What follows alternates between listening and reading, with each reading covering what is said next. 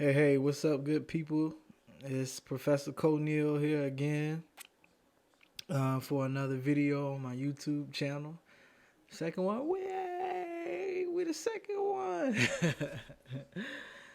I just want to say thank you all for those of you who are watching, those of you who've been supportive. As I said in my first video, the friends that have been discussion partners that have been helping me to develop ideas and just been very supportive, encouraging me to step out and do what I love to do, and that's to talk, especially about history, about culture, and just about the world that we live in. And hopefully, I can use this as a tool to help myself heal and progress, but also to help somebody else who may be in similar circumstances or people who may have no idea about some of the things that I've been through, that I'm going through now, or things that I've learned about.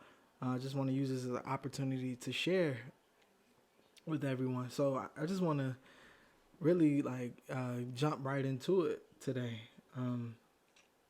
So the title of this episode is the question. The question, and a question that a lot of this will hinge on, and a lot of what I'll be recording in the future will hinge on, is the question of who told you. Very specifically, and I'll explain later on in the show, in the in the video. Um, a major question is who told you were black.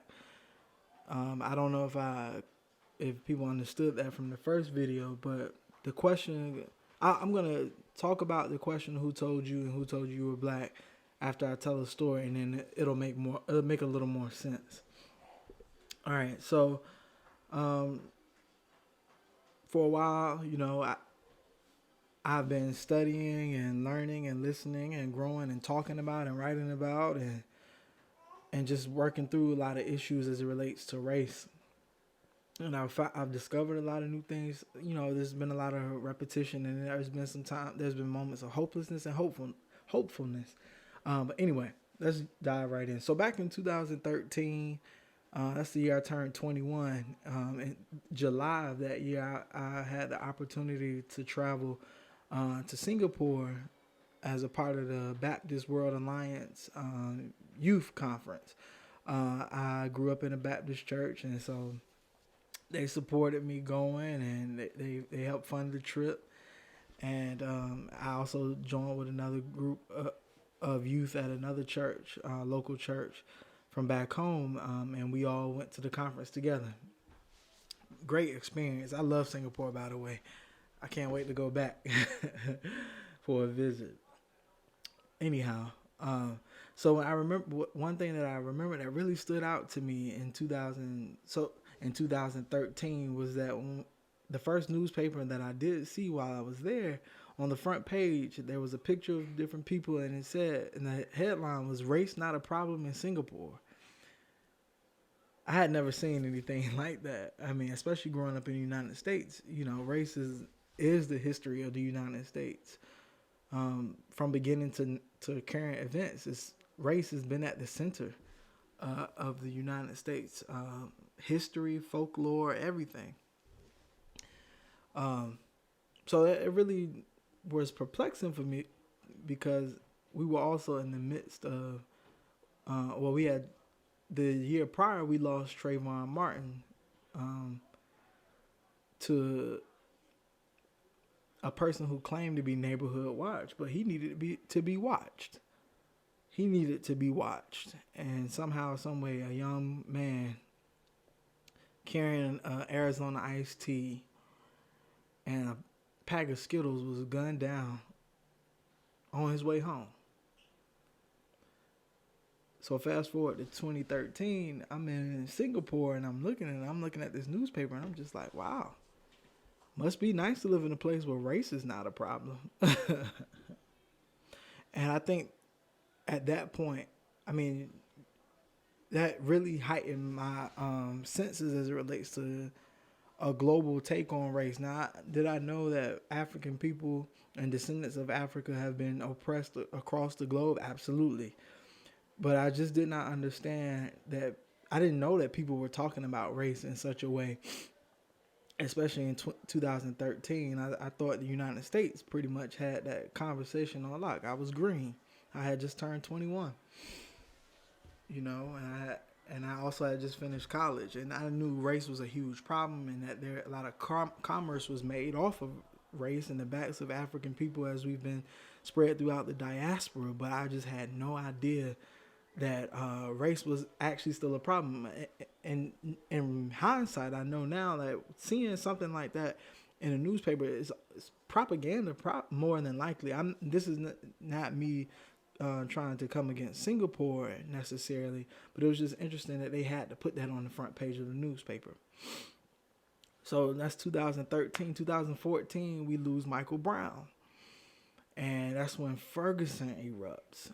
I mean, it in the summer of 2014, and I was just devastated. I just could not believe that there was starting to be a pattern, a serious pattern, starting to take place in the country, and it was about police violence, and not just police violence, but it was blown up in the media. I guess in a way, of course, I don't remember this, but in 1991, when Rodney King was beat on tape. Now these are kids. These are youth. These are young people who are killed, and so I'm looking at this like, wow, what in the world is going on? And I'm hurt. I'm mad. I'm devastated because we typically don't get justice in this country. So I'm looking at that, and then next, and that summer I also, I think it was maybe 10 days. That happened 10 days before I started at Duke Divinity School in 2014, and there was just so much tension around this, and I just really didn't know what to do. I was frightened by what I was seeing. I was angry. I didn't know what actions to take because I hadn't been a part of communities of people that took militant direct action. So that was new to me, and so I wasn't ready. I guess I wasn't ready to jump in. I was still just trying to process the events that were in front of us. So that was just a difficult situation. Anyway, fast forward. I think it was the spring of 2015. So that school year, I remember going to church with one of my friends. A group of us went together, and I remember going that morning. It was a very non-traditional church. I had never been a part of or experienced anything like it before, to the point where there was a co-pastor situation. The husband and wife were co-pastoring the church, and they were black, or African American, And I remember being there that particular Sunday, and the message was pretty good. It was pretty laid back, chill. They were sitting down, giving the message, and I appreciated that. And it wasn't like one person is standing up, lording over, telling you what you should be doing, what you need to be doing, anything like that. It was just more so opening up the scriptures and trying to get into the spirituality of Jesus, really, which a lot of people are doing now with metaphysics and whatnot, but which is really rooted in, or you found it in, a lot of African spirituality or ancient and other spirituality throughout the world, ancient spirituality throughout the world. So the two were talking, and they spoke to the congregation, and they opened up conversation they opened up dialogue to the congregation. And one young man in the congregation, I remember him just being really upset about what was happening in the world and happening to black people in this country. And while he was emoting while he was talking, and one thing that he said is that I want to help my people. I want to help my people. And so to which the wife of the couple, she responded. They listened to what he was saying, but then she responded and asking him, "What am I?"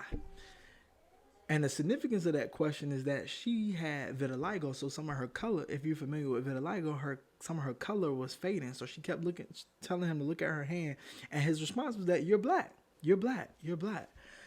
And And so she was like, no, look at my hand. What am I? And I don't, I still don't know to this day what she was attempting to accomplish. I think what she was trying to show is that race is fictitious, but I'm still not sure. But and seeing this young man talking about how he wanted to help his people, how he was just distraught, and how he was hurt by what he was seeing in the media, I identified with that. I felt the same way. I didn't know what to do.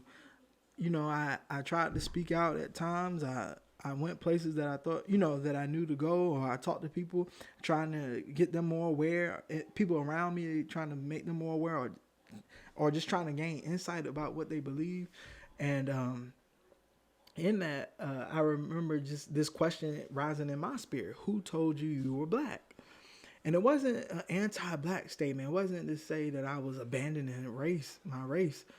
I knew race was fictitious, but I wasn't in a place where I was going to abandon the idea, because with that idea, as a part of being situated in that group of people called black, I'm subject to a lot of the things that black people are subject to. And so that question of who told you were black has been resonating in my spirit and reverberating rather over the last few years. It's a question it was a challenging question, because I had never really asked myself that question. So going forward, I want people to. I really hope to people to pose that question, and so that's where the question comes from. Who told you? Because we find out different things in our lives from different places, from different information, from different platforms and media, or wherever you derive information about yourself and your life from. And so I want to get into that question and dive into that, not just to ask you to identify the person or the people who told you a certain thing, but to begin to question this concept that's been laid onto us and has been used to justify the oppression and the division that has been placed among us. I'll just give a little quick backstory. So I grew up with a really positive, at least in the beginning, with a really positive attitude about blackness. Well, my whole life I really had a positive attitude about blackness. I did have troubles in school because I was bullied for being dark skinned, among other things. But I just remember having a rich foundation. My mother started telling me, teaching us that we were black, that we were African Americans. My mother was my first preschool teacher, and we listened to records like that of Ella Jenkins and sometimes Sweet Honey in the Rock and people of the likes. And so at an early age, about 3 or 4, I had a really solid foundation of blackness, and understanding that we were a powerful people, that we came from Africa, and I had a positive attitude about Africa. But then I found out again that I was black at the age of 7. At age 7 or 7, 8, somewhere around there. I think my mom might push it to 9 or 10. I remember I don't know if I was not listening. I'm as a kid, I have some similar traits, of course, that I have now. Like, I was very persistent. If I believed something, I stood up for it.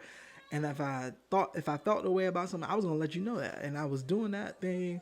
And I guess it wasn't the time or the place for me to be doing that. And my mom drove me by the prison. By the city jail. 811. If you're from Norfolk, you know what I'm talking about. And she told me, she said, if you don't listen to me, you're going to end up in there or in the grave. It's possible. And so, of course, and the underlying that statement was the truth and understanding that I belong to that group called black. So these are I had positive and negative ways that I encountered this racial identity that was laden upon me.